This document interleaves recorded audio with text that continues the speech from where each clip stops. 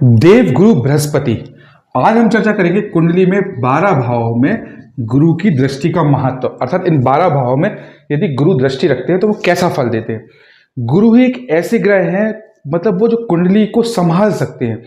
कितनी भी खराब से खराब कुंडली हो, यदि गुरु अच्छे हैं तो उस कुंडली को वो संभाल लेते हैं। यदि गुरु की शनि पर दृष्टि पड़ रही हो तो शनि को अच्छा कर देते हैं, गुरु की रिलेशन पर दृष्टि पड़ रही हो तो रिलेशन को अच्छा कर देते हैं।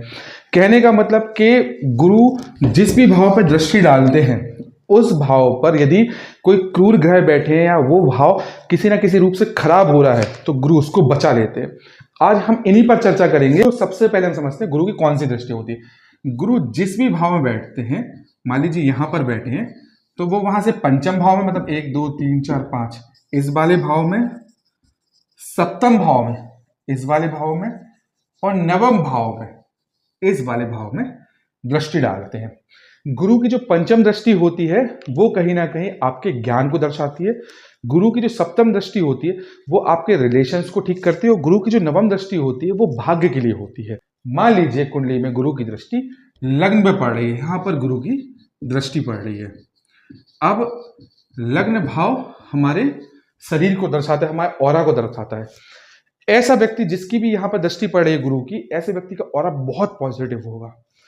कोई भी व्यक्ति ऐसे व्यक्ति से मिलेगा ना तो उसको ऐसा लगेगा कि ये बहुत धार्मिक है, बहुत पॉजिटिव वाइब्स आ रही है, बहुत अच्छी बातें कर रहा है, आकर्षित हो जाएगा जिस भी व्यक्ति की गुरु की दृष्टि उसके लग्न भाव में पड़ रही होगी। अब मान लीजिए गुरु की दृष्टि जो है वो दूसरे भाव में पड़ रही है, तो ऐसा व्यक्ति अपने कुटुंब में, अपने समाज में, अपने रिश्तेदारी में बहुत अव्वल दर्जे पे होगा। हर व्यक्ति उसी व्यक्ति की बात करेगा, हर व्यक्ति उसी व्यक्ति की बात करेगा जिसके सेकंड हाउस में गुरु बैठे हैं। उनको लगेगा कि यार ये व्यक्ति बहुत अच्छा, और वो जेन्युइनली बहुत अच्छा होता है।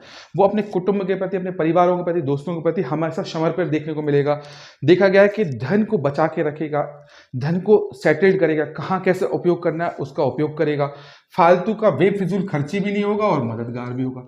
जिस भी व्यक्ति के सेकंड हाउस में गुरु की दृष्टि आएगी, यदि गुरु की दृष्टि कुंडली के तीसरे भाव में आ रही है तो ऐसा व्यक्ति देखा गया है कि एक तो पराक्रमी बहुत अच्छा हो जाता है। पराक्रमी मतलब कि काम के प्रति ईमानदार बहुत हो जाता है। उसको आप कोई भी काम दे दें वो ईमानदारी से उस काम को करता है। जिस भी व्यक्ति के तीसरे भाव पर गुरु की दृष्टि पड़ती है, साथ ही साथ उनसे संबंधित, चाहे वो ऑफिस हो, दोस्त हो, उनसे रिलेशन से संबंधित उनको बांध के रखता है। यदि कुंडली में गुरु की दृष्टि चतुर्थ भाव में पड़ रही हो, इसे हालांकि हम केंद्र भी कहते हैं। केंद्र पर बैठा गुरु हमेशा ही अच्छे फल तो देगा ही देगा। यहां पर गुरु की यदि दृष्टि पड़ रही है तो देखा गया है कि ऐसे व्यक्तियों के जीवन में सब प्रकार के सुख होते हैं। उनको गाड़ी का सुख होगा, उसको घर का सुख होगा, जमीन होगी, प्रॉपर्टी होगी, पैतृक संपत्ति होगी, साथ ही साथ माँ का सुख होगा। ऐसे व्यक्ति जिनकी गुरु की दृष्टि यदि उनके चतुर्थ भाव में पड़ रही है, ऐसे व्यक्तियों को उनकी माँ जो कह दें और वो कर लें तो उनको बहुत उन्नति देखने को मिलती है।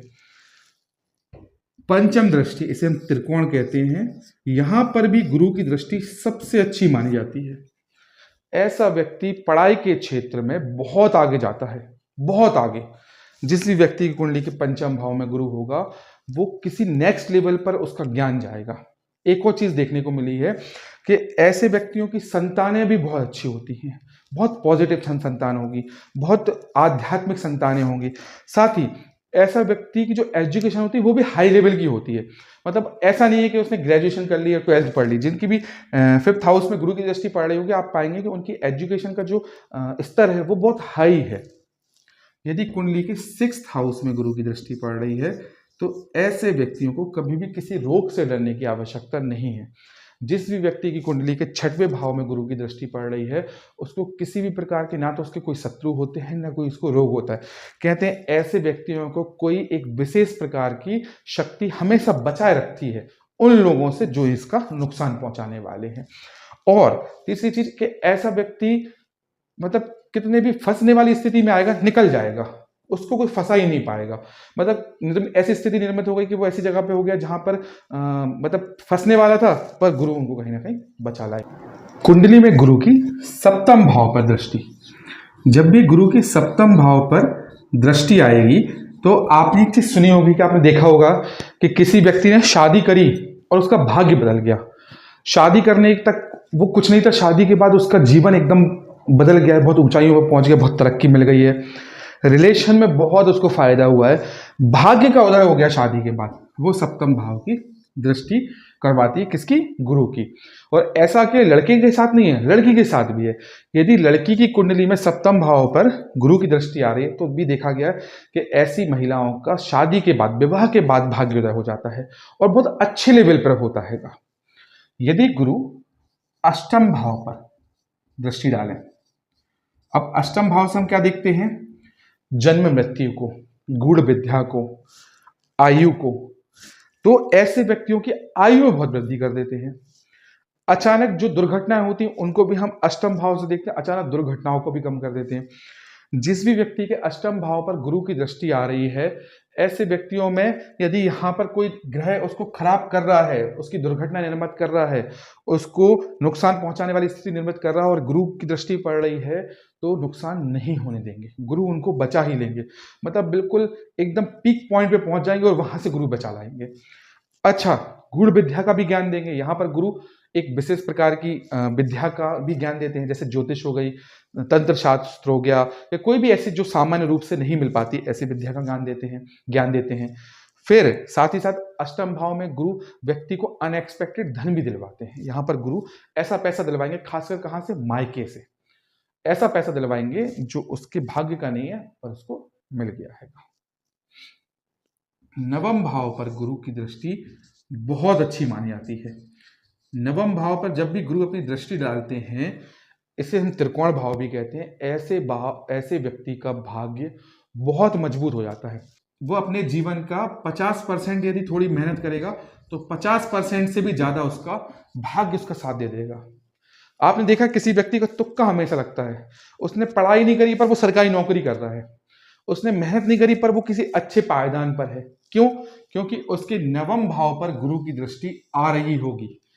आप देखेंगे कि नवम भाव पर गुरु उसके भाग्य को इतना मजबूत कर देते हैं, इतना भयंकर मजबूत कर देते हैं कि चाहे कुछ भी कर ले वो व्यक्ति, वो मतलब कोई भी काम करेगा उसको उसमें फायदा ही मिलेगा। उसका भाग्य अथाह तरीके से उसका सपोर्ट करता है।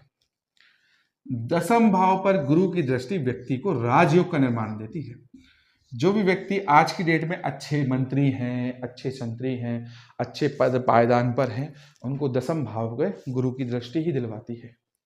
आज कोई भी व्यक्ति एक अच्छा नेता है, बहुत आध्यात्मिक गुरु है, बहुत ऊंचे ओहदे पर है, गुरु ही करवाएगा।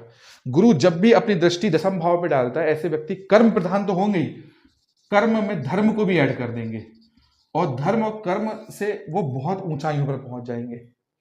ऐसे व्यक्ति बहुत अच्छे सलाहकार भी होते हैं, कंसल्टेंट भी होते हैं। जिस भी व्यक्ति को सलाह देंगे उनके जीवन में उसका फायदा हो नहीं हो, दूसरे व्यक्ति को अवश्य होता है। तो दसम भाव का गुरु कहीं ना कहीं व्यक्ति के कर्म को और राजयोग को निर्मित कर देता है। हालांकि इसमें और भी चीजें हैं, पर मैं अभी थोड़ा संक्षिप्त रूप से समझा रहा हूं ताकि आपको क्लियर हो सके।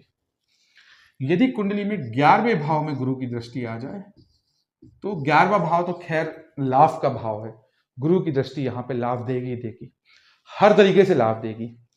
नौकरी में लाभ, व्यापार में लाभ, रिलेशन में लाभ, ससुराल से लाभ, मायके से लाभ, पैतृक संपत्ति से लाभ, लॉटरी से लाभ, शेयर मार्केट से लाभ, कहीं भी चला जाए उसको लाभ हमेशा मिलेगा। हालांकि गुरु की स्थिति पे भी निर्भर करता है कि गुरु कितने डिग्री का है, किस जगह पर बैठा है, कैसे फल दे रहा है, पर गुरु की दृष्टि हमेशा ही अच्छा फल देती है।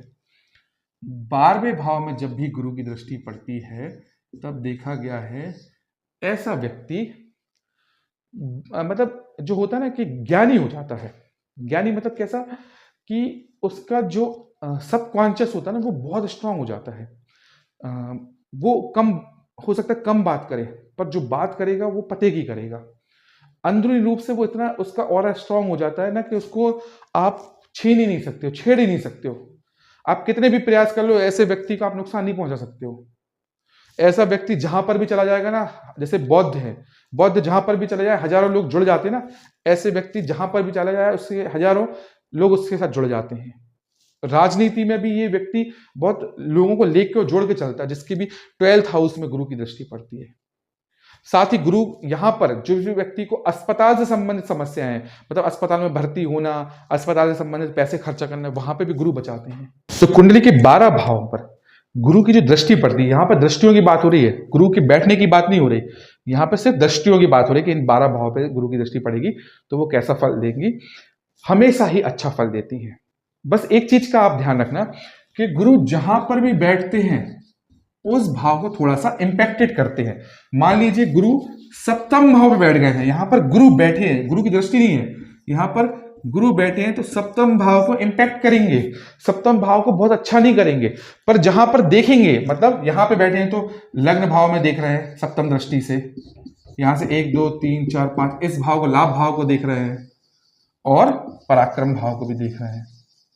तो गुरु कहने का मतलब कि जहां बैठते हैं वहां पर फल बहुत अच्छे नहीं देते हैं, उसके विपरीत उसको थोड़ा सा खराब करते हैं, इंपैक्ट करते हैं।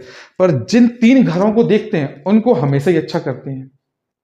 और इसके विपरीत शनि होते हैं, शनि जिस भी भाव में बैठते हैं उसको बहुत अच्छा करेंगे, उसके कारक तत्वों में वृद्धि कर देंगे, और जहां पर दृष्टियां डालेंगे वहां पे